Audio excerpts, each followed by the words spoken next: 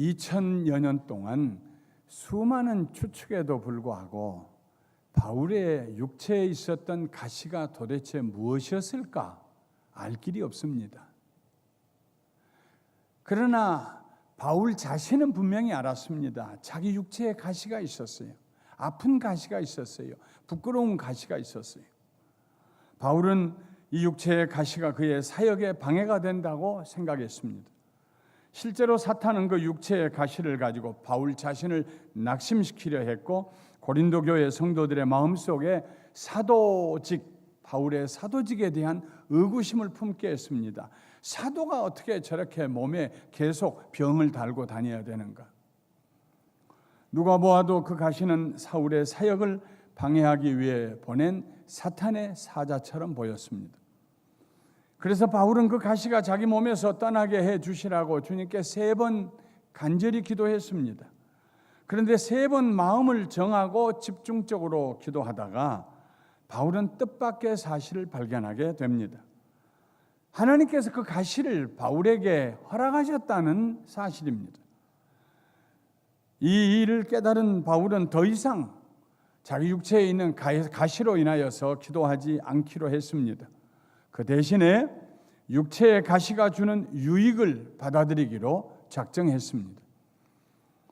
목사님들이 목회하다가 어려우면 그만두는 것을 보고 Before You Quit, 그만두기 전에 라는 책을 쓴 블레인 알렌 목사님이 그의 책에서 이런 말을 합니다. 아무리 기도하고 금식하고 경건의 훈련을 많이 해도 해결되지 않는 문제가 있다. 그 문제거리들은 하나님의 축복으로 그 자리에 있는 것이다. 그 문제거리들은 하나님의 축복으로 그 자리에 있는 것이다. 왜 하나님께서 바울에게 가시를 허락하셨을까요? 바울은 기도 가운데 2가지 대답을 얻게 됩니다. 첫째로 바울이 자만하지 않도록 하시기 위해서 가시를 허락하셨다는 사실입니다. 여러 계시를 받은 것이 지극히 크므로 너무 자만하지 않게 하시려고 내 육체에 가시 곧 사탄의 사자를 주셨으니 이는 나를 쳐서 너무 자만하지 않게 하려 하십니다. 너무라는 말이 중요합니다. 사람은 좀 자기를 스스로 존중히 여길 줄 알아야 돼요. 셀프 이스팀이 있어야 돼요. 그냥 자기를 땅바닥에 내팽개치고 난 아무것도 아니야 하고 좌절하고 절망하고 그렇게 사는 거 하나님 원치 않으십니다. 하나님 그 형상과 모양대로 지으셨는데요. 좀 설 수 있어야 돼요. 하나님이 나를 얼마나 사랑하시는가, 나는 얼마나 놀랍게 얼마나 영광스럽게 지음을 받았는가에 대해서 좀 자긍심을 가져야 돼요. 그런데 그것이 너무 지나쳐가지고 너무 자만하면 안 되는 것입니다. 너무 자만하지 않도록. 바울은 가시의 존재 이유에 대하여 두 번이나 자만을 얘기합니다. 자만은 분수 이상으로 자기를 높이는 자세입니다. 예를 들면 종이 주인 노릇하는 경우입니다. 셋째 하늘에도 올라가 보았습니다. 말로 다 할 수 없는 세계를 보고 그 세계의 언어를 들었던 바울입니다. 얼마든지 자만할 수 있습니다. 당신들이 나를 어떻게 알아? 당신들하고는 질이 달라. 얼마든지 그렇게 생각할 수 있습니다. 더구나 유대주의자들이 그를 진짜 사도가 아니라고 비난하고 다닐 때에 그들이 나를 어떻게 알아요? 그들과 나는 비교할 수 없어요. 자만할 수 있습니다. 내가 너희들보다 더 낫다는 자만의 함정에 얼마든지 빠질 수 있습니다. 그런데 육체의 가시가 바울로 하여금 자만하지 못하게 했습니다.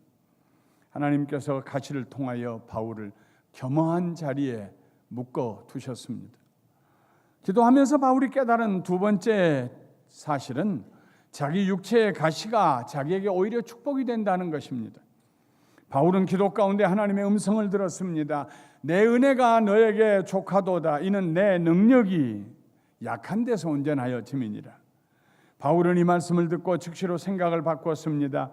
자기 몸에 있는 가시가 자기에게 얼마나 큰 축복을 가져다 주는가를 묵상하기 시작했습니다. 하나님 앞에서 생각을 빨리 바꾸는 사람은 복 있는 사람입니다. 할렐루야. 만일 바울이 자만했더라면 하나님의 은혜가 그에게 머물러 있을 수 없었을 것입니다. 거북이 잔등처럼 자만했더라면 하나님의 은혜의 빗줄기가 거기 머물러 있을 수 없을 것입니다. 그의 사역은 마치 석양의 노을처럼 점점 메말라갔을 것이고 사라져갔을 것입니다. 바울이 강했더라면 하나님의 능력이 필요 없었을 것입니다. 자기 능력만 의지했을 것입니다. 하나님께서 바울의 삶 속에 개입하실 여지가 없었을 것입니다. 결국은 바울이 애쓰고 수고해도 아무 열매도 없는 그런 사도직을 감당해야 했을 것입니다. 그런데 연약함 때문에 바울은 하나님의 은혜가 필요했고, 하나님의 은혜가 임할 때에 바울에게 하나님의 능력이 임하여서 바울의 약함을 통하여 하나님의 능력이 강하게 나타날 수 있었습니다. 바울은 육체의 가시 때문에 이 가시 좀 없애 주시라고, 부끄럽다고, 고통스럽다고, 하나님 말씀 전하는데 방해가 된다고 하나님 앞에 기도하다가 세 번째 기도하다가 이 두 가지 사실을 깨닫게 됩니다. 나로 하여금 자만하지 않도록, 그리고 더 큰 은혜가 내게 임하여 하나님의 능력이 온전히 나타나도록 하나님께서 나에게 이 가시를 주셨다고 깨닫게 됩니다. 그렇게 깨닫고 나니까 가슴속에 기쁨이 솟아올랐습니다. 기쁨이라는 말은 무엇을 좋게 생각한다, 아주 흡족하게 여긴다 하는 뜻입니다. 기쁨은 고통에 대한 바울의 태도를 바꾸어 놓았습니다. 이제는 오히려 기쁨 가운데서 그의 연약함을 자랑할 수 있게 되었습니다. 그의 연약함을 자랑하면 할수록 그는 더 겸손하게 되었고, 겸손하게 되면 될수록 하나님의 능력이 그에게 임하여서 그의 섬김을 통하여 하나님의 능력이 더 강하게 나타났습니다. 바울은 그래서 더 겸손하고 싶어졌습니다. 하나님의 능력을 더 보고 싶었습니다. 그래서 바울은 그때로부터 그 육체의 가시 곧 그의 연약함을 감추지 아니하고 자랑하기 시작했습니다. 알렘 목사님은 그러므로 내가 그리스도를 위하여 약한 것들과 능력과 궁핍과 박해와 공고를 기뻐하노니 이는 내가 약한 그때의 강함이라 하는 바울의 고백을 간단한 말로 요약을 했습니다. 괜찮지 않을 때에 괜찮다고 하기. 영어로 얘기하면 okay when it is not okay. 아무리 둘러보아도 괜찮지 않은 상황이 아닙니다. 부끄러운 상황입니다. 연약한 상황입니다. 내가 뭘 할 수 없는 상황입니다. 그런데 바울은 그 자리에서 괜찮다고. 왜냐하면 내 능력이 아니라 하나님의 능력이 내게 임하기 때문에 괜찮다고 생각을 바꿉니다. 어떻게 바울이 그렇게 말할 수 있었을까요? 그리스도 때문입니다. 자기가 겸손할 때 그리스도가 높이심을 받고, 자기가 연약할 때 그리스도의 능력이 그를 통해서 나타나기 때문입니다. 이 고백 가운데서 그리스도를 위하여라는 구절을 빼버리면 아무것도 없습니다. 바울이 약한 것들과 능력과 궁핍과 박해와 공고를 기뻐하는 이유는 단순히 그가 약하게 됨으로 더 강하게 되기를 원해서가 아닙니다. 자기가 약하게 될 때, 겸손하게 될 때 자기 안에서 그리스도가 영광을 받으시고 그리스도의 능력이 나타나시기 때문입니다. 바울의 소원은 단순히 강하게 되는 것이 아니었습니다. 물론 지금까지는 더 건강한 몸으로 주님을 위해서 일하기를 원했습니다. 그러나 이제는 내 몸에 그 가시가 연약함이 있다고 할지라도 그 가시 이상의 세계를 볼 수 있는 눈이 바울에게 열렸다는 말씀입니다. 내 은혜가 내게 족하도다. 이는 내 능력이 약한 데서 온전하여 짐이라. 다시 들어보세요. 내 은혜가 너에게 족하도다. 이는 너의 능력이 그 약함 가운데 온전하게 된다고 안 하셨습니다. 내 은혜가 너에게 족하도다. 이는 내 능력이 아니라 내 능력이 너의 약한 가운데서 온전하게 나타나기 때문이다. 할렐루야. 그걸 깨닫는 순간 바울의 생각이 변화되었습니다. 패러다임 시프트가 일어났습니다. 그 순간 바울의 관점은 내 육체의 가시로부터 그리스도의 은혜로 바꾸어졌습니다. 육체의 가시 때문에 자기의 능력이 충분히 나타나지 못하고 있다고 이제까지는 한탄했는데 그것이 아니었습니다. 중요한 것은 자기의 능력이 아니고 예수 그리스도의 능력이었습니다. 자기가 약할 때 그리스도의 은혜가 흘러넘치고 자기의 능력이 거의 무능력하게 무기력하게 느껴질 때 오히려 예수 그리스도의 능력이 온전하게 나타난다고 깨달았습니다. 바울은 그동안에 자신의 생각이 뭔가 심각하게 잘못되어 왔다는 사실을 깨닫게 됩니다. 너무 자기중심으로 생각을 해왔습니다. 그런데 주님께서 말씀하십니다. 아니야, 바울아, 나를 바라보아라. 네 중심이 아닌 내 중심으로 생각해 보아라. 내 능력이 중요한 거 아니다. 내 능력으로 할 수 있는 일이 무엇이냐? 내 능력이 중요하다. 내가 약할 때 내 능력이 너에게 온전히 나타나는 그 진리가 중요하다. 그것이 은혜란다. 자기 육체의 가시를 통하여 그리스도의 은혜가 더 온전하게 나타날 수 있다면, 자기를 만나는 사람들이 자기 육체의 가시를 보면서 오히려 그리스도의 은혜 가운데로 들어올 수만 있다면 그것으로 충분했습니다. 그것으로 만족했습니다. 주님, 됐어요. 그러면 됐어요. 내 육체에 가시가 있어도 그리스도의 능력이 나타나고 하나님의 은혜가 임하고 그리하여서 더 많은 사람들이 주께로 돌아갈 수만 있다면 됐어요. 아마 그 진리를 깨닫는 순간 바울은 울기 시작했을 것입니다. 무너지기 시작했을 것입니다. 우리에게도 이런 은혜의 순간이 다가올 때가 있습니다. 육체의 가시와 같은 문제로 씨름하다가 꼭 육체의 질병의 가시뿐만 아니라 인간관계의 가시, 사업하다 가시, 자식 때문에 오는 가시, 수많은 가시 때문에 씨름하다가 갑자기 씨름하던 삿밧줄을 놓고 내가 지금 뭐하고 있지? 왜 씨름하고 있지?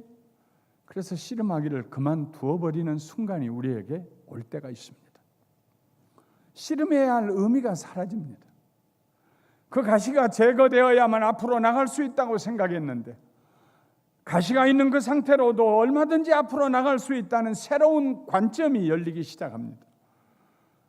무엇 때문에 그 가시와 그렇게 씨름을 하며 세월을 보내고 에너지를 소모했는지 스스로도 이해가 되지 않습니다.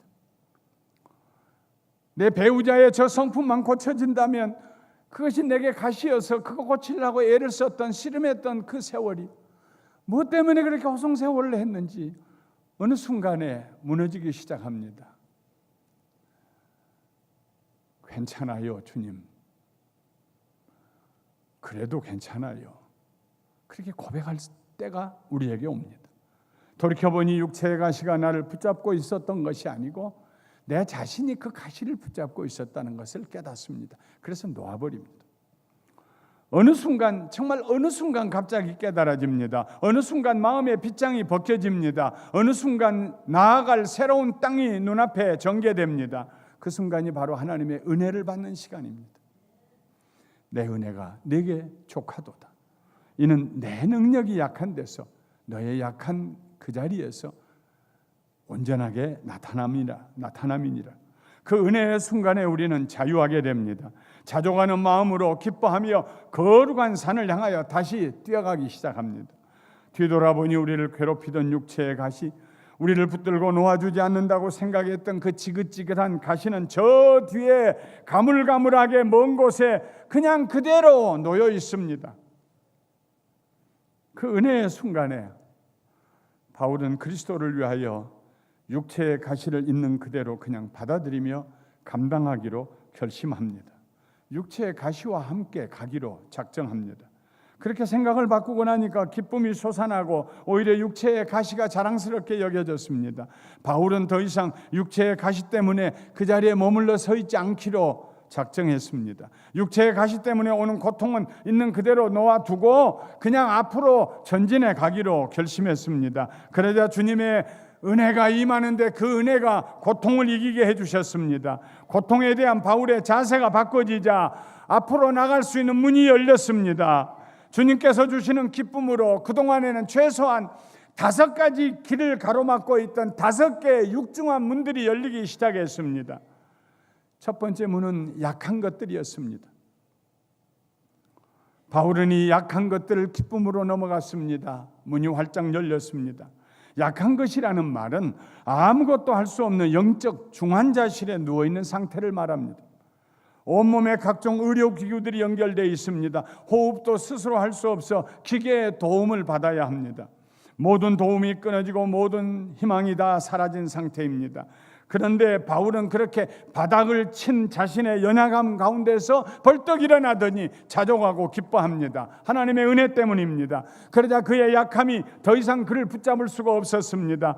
침대에서 내려와서 손발을 묶고 있던 약함이라는 밧줄을 풀어냅니다. 바울은 약한 그대로, 아직도 연약하지만 연약한 그대로 앞을 향하여 전진해 나갑니다. 그러자 그리스도의 강함이, 능력이 그에게 부어지고 그리스도의 강함이 그의 연약함을 등에 업고 나가기 시작합니다. 더 이상 약함은 보이지 않습니다. 오직 그리스도의 능력만 보입니다. 약함이라고 하는 육중한 문이 열렸습니다. 바울이 깨달았을 때, 내 은혜가 너에게 족하다. 네가 연약할 때 내 능력이 온전하게 나타난다는 그 진리를 깨달았을 때 약함이라고 하는 문이 열렸습니다. 두 번째 문은 능욕이었습니다. 능욕이라는 말의 원래 의미는 상처입니다. 육체의 상처보다도 우리를 아프게 하는 것이 마음의 상처입니다. 믿었던 사람들에게 배신을 당하고 사랑했던 사람들에게 비난을 받고 인생은 살면서 수많은 상처를 받고 살아갑니다. 육체의 상처는 치료되지만 마음의 상처는 자주 재발됩니다. 살다 보면 우리를 격려하고 칭찬하고 붙들어 주려는 사람들보다는 우리를 의기소침하게 하려는 사람들이 더 많다는 진리를 발견하게 됩니다. 그러나 하나님의 은혜가 우리에게 임할 때, 촉하게 임할 때 우리는 우리를 비인격적으로 깔아뭉개려는 사람들 사이를 헤치고 가슴 펴고 당당하게 걸어나가게 됩니다. 능욕이라는 문을, 굳게 닫힌 문을 활짝 열고 나가게 됩니다. 전진해 가게 됩니다. 셋째 문은 궁핍이었습니다. 궁핍은 단순히 생활비가 부족하다는 것보다 훨씬 더 심각한 상태를 말합니다. 궁핍은 꼭 필요한 것들이 결여된 상태입니다. 건강이 궁핍합니다. 지혜가 모자랍니다. 능력도 부족합니다. 도와줄 사람도 없습니다. 우리는 인생을 살면서 수많은 궁핍을 경험합니다. 그릇마다 비어 있습니다. 산을 옮길 만한 큰 일이 우리 앞에 맡겨졌는데 산을 옮길 만한 도구는 아무것도 없습니다. 도와줄 사람도 없습니다. 그런데도 사람들은 비난합니다. 무능하다고. 사람들은 내가 게으름을 피우고 있다고 비난합니다. 그런데 그 굳게 닫힌 문 앞에서, 궁핍이라는 문 앞에서 하나님의 은혜가 우리에게 임하기 시작합니다. 아무것도 할 수 없는 상황인데 하나님의 은혜가 임하자 마음에 담대함이 생겼습니다. 궁핍이라는 문을 열어 제쳤습니다. 그리고 모든 가능성이 나를 기다리고 있는 그 새로운 땅으로 걸어 들어가기 시작합니다. 하나님의 은혜 때문에. 네 번째 문은 핍박이었습니다. 바울은 이 핍박이라는 문도 열고 기쁨으로 나아갔습니다. 바울은 루스드라에서 복음을 전하다가 나면서부터 일어나 본 적이 없는 장애인을 일어나서 걷고 뛰게 했습니다. 얼마나 놀라운 기적입니까? 얼마나 놀랐던지. 그 루스드라 성의 사람들이, 바울은 제우스 신이다, 저 바나바는 말을 잘하니까 해석자이다, 제우스 신의 대변자다, 그래서 헤르메스라고, 그래서 또 두 신 앞에 제사를 드리겠다고 황소를 끌고 왔습니다. 화관을 가지고 왔습니다. 바울이 그들을 말리면서 아니요 우리는 당신들과 똑같은 사람입니다. 그리고 예수 그리스도를 전하고 하나님을 증거했습니다. 그러나 며칠이 못 되어서 비시디 안디옥에서 내려온 유대인들이 루스드라에 사는 사람들을 거짓말로 바울을 비난하면서 저 바울은 사기꾼이다, 여러분들이 몰래 속아 넘어간 거야, 나쁜 사람들이야. 그래서 그 루스드라 사람들이 며칠 전에 일어났던 기적을 잊어버리고 돌로 바울을 쳤습니다. 돌에 맞고 바울이 죽은 것처럼 땅에 넘어져서 죽었다 생각하고 끌어서 시체를 성 밖에 내 던졌습니다. 얼마 후에 제자들이 보는 그 자리에서 바울이 일어났어요. 다시 루스드라 성에 들어가서 예수 믿는 사람들을 격려하고 다른 성으로 복음을 전하기 위해서 갑니다. 빌립보에서는 귀신 들린 여종을 치료해 준 대가로 많은 매를 맞고 감옥에 갇혔습니다. 지금도 이 지구상에 어디에선가 이렇게 핍박을 당하는 성도들이 많이 있습니다. 우리는 그들을 위해서 기도해야 합니다. 우리 조국 북쪽에 있는 북한에도 수많은 그리스도인들이 옥에 갇히고 죽임을 당하고 있습니다. 우리도 일상생활을 하면서 의로운 일을 하다가 방해받고 적대감에 휩싸일 때가 있습니다. 그때 만일 우리의 기쁨이 있다면 하나님의 은혜에 대한 깨달음을 가지고 내가 연약할 때 하나님의 능력이 나타난다는 그 진리를 깨닫고 마음의 기쁨을 가지고 있다면 그 기쁨으로 문을 열고 나갈 수 있습니다. 핍박과 박해의 문을 열고 나갈 수 있습니다. 비난의 문을 열고 나갈 수 있습니다. 그리고 누가 뭐라고 하든지 의로운 삶을 살아갈 수가 있습니다. 선으로 악을 갚아가는 삶을 살 수가 있습니다. 다섯 번째, 바울을 감옥살이처럼 걸어 잠그고 있던 문은 곤란이라는 문입니다. 곤란은 문자적으로 협소한 장소를 말합니다. 바울은 핍박과 고난과 비난으로 인하여서 숨 쉴 여유도 없는 협소한 상황에 갇혀 있는 느낌을 가졌습니다. 특히 그가 그렇게 사랑해서 1년 반 동안 교회를 세웠던 고린도 교회 성도들이 바울을 향하여서 온갖 비난하는 말을 합니다. 온갖 비인격적인 말을 합니다. 못났다, 말도 잘 못한다, 바울은 예수님도 만나지 못했대, 삼류야, 괜히 와서 우리에게 똑똑한 채 했지. 고린도 교회가 4분 오열됐습니다. 어떻게 숨을 쉴 수 있겠습니까? 가슴이 쫄아드는데, 그렇게 사랑했던 고린도 교회 성도들이 그리스도를 떠나서 유대 율법주의자들의 말을 따라가고 할례를 받고 바울을 비난하고 신앙이 왜곡되고 그런 상황을 보고 바울이 어떻게 숨을 쉴 수가 있겠습니까? 숨을 쉴 수가 없었어요. 너무 눌렸어요. 그렇게 사랑했던 자식들이 잘못된 길로 빠지고 집을 나가고 부모에게 대드는데 어떻게 숨을 쉴 수가 있어요? In difficulty, 곤란한 상태. 그런데 하나님의 은혜가 임할 때, 네가 약할 때 내 능력이 온전하게 나타난다는 그 말씀을 깨닫고 붙들게 될 때, 비로소 가슴이 펴지고 숨을 쉬게 됩니다. 내 문제 하나님의 손에 넘겨드릴 수 있게 되고, 그 곤란한 상황에서도 하나님께서 나와 동행하십니다 하는 그 믿음 때문에 기쁨으로 문을 열고 내일을 향해서 걸어 나갈 수가 있게 됩니다. 하나님의 은혜의 비밀을 깨닫고 나면은 기쁨으로 그 인생의 좁은 골짜기 협곡을 넉넉하게 지나갈 수가 있습니다. 우리로 하여금 고통이 해결되지 않고 고난이 사라지지 않았음에도 불구하고 유연하게 앞을 향해 나갈 수 있게 해주는 능력은 하나님의 은혜로부터 옵니다. 하나님의 은혜는 족한 은혜입니다. 부족함이 없습니다. 하나님의 은혜가 임하면 만족을 누리게 됩니다. 문제에서 벗어나는 중요한 비결은 만족입니다. 기쁨과 만족은 언제나 함께 갑니다. 바울 사도는 기쁘고 만족했습니다. 하나님의 은혜를 깨닫고 난 다음에. 만족은 무엇입니까? 만족은 오늘에서 약한 것들, 능욕, 궁핍, 핍박, 곤란을 빼고 남은 것이 아닙니다. 만족은 오늘에다가 우리가 바라던 축복과 번영과 사람들의 인정받음을 더하는 것도 아닙니다. 만족은 하나님의 은혜로 인해서 오늘에서 아무것도 뺄 게 없고 오늘에다 아무것도 더할 것이 없는 상태입니다. 할렐루야. 그게 만족입니다. 그게 하나님의 주시는 만족입니다. 하나님의 은혜가 족할 때 우리는 눈물에 젖은 상태에서도 만족합니다. 숨을 쉴 수 없는 상황에서도 만족합니다. 심한 상처를 받으면서도 만족합니다. 때때로 아무것도 가진 것이 없음에도 불구하고 만족합니다. 무엇이 어떻게 되어가고 있는지 확신하지 못하는 답답한 상황 속에서도 만족할 수 있습니다. 기뻐합니다. 앞을 향해서 나아갈 수 있습니다. 말씀을 마치겠습니다.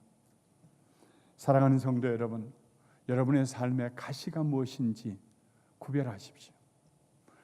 막연하게 아이고 사는 거 참 지겹다 그렇게 하지 마십시오. 무엇 때문에 지겹다고 느껴지는지, 무엇 때문에 기쁨이 없는지, 무엇 때문에 이렇게 불안하고 무엇 때문에 이렇게 신경질 부리는지, 하나님 내 눈을 열어서 내 삶의 가시가 무엇인지 좀 보게 해주세요. 2000년이 지난 지금까지 우리는 바울의 육체의 가시가 무엇이었는지 정확하게 모릅니다. 아무도 모릅니다. 그러나 바울 자신은 알고 있었습니다. 우리의 가시가 무엇인지 분명히 먼저 알아야 합니다. 기도하는 사람만이 발견해낼 수 있습니다. 나아가서 하나님의 은혜를 발견하십시오. 하나님의 은혜는 이미 거기 와 있습니다. 주님, 내게 필요한 것은 하나님의 은혜입니다. 은혜를 볼 수 있는 눈을 열어주세요 하는 순간 뚝이 무너지고 하나님의 은혜의 강물이 흘러들어올 줄 믿습니다. 은혜가 임하면 됩니다. 우리의 문제에다가 하나님의 은혜가 더해지면은 거기에서 나오는 상품은, 생산품은 자족함, 기쁨, 그리고 자랑입니다. 목표를 분명히 하십시오. 나를 위해서 은혜를 구하지 마십시오. 그리스도를 위해서 은혜를 구하십시오. 나의 강함을 구하지 마십시오. 나의 연약함 가운데 나타나는 예수 그리스도의 강함을 구하십시오. 그리스도가 내 안에 살게 하십시오. 내가 이제 그리스도와 함께 십자가에 못 박혔나니 이는 내가 산 것이 아니요 그리스도 안에 내가 사는 것이니라. 이제 내가 육체 가운데 사는 것은 나를 사랑하사 나를 위하여 자기 몸을 십자가 위에 못 박도록 내어놓으신 그 하나님의 아들 예수 그리스도의 사랑 안에 사는 것이라. 나를 위해서 은혜가 필요한 것이 아닙니다. 나를 위해서 능력이 필요한 것이 아닙니다. 내 안에 계신 예수 그리스도를 위해서, 나를 통해서 세상에 보여주실 예수 그리스도를 위하여서 주님 내게 은혜 더하여 주세요. 능력이 더하게 해주세요. 목표가 분명해져야 합니다. 문제는 그대로 놔두십시오. 그거 해결해야 그 다음 넘어가겠다고 생각하지 마십시오. 어떤 때는 하나님께서 우리에게 필요하셔서 그 문제 그냥 거기다가 놓으실 수도 있습니다. 그냥 받아들이세요.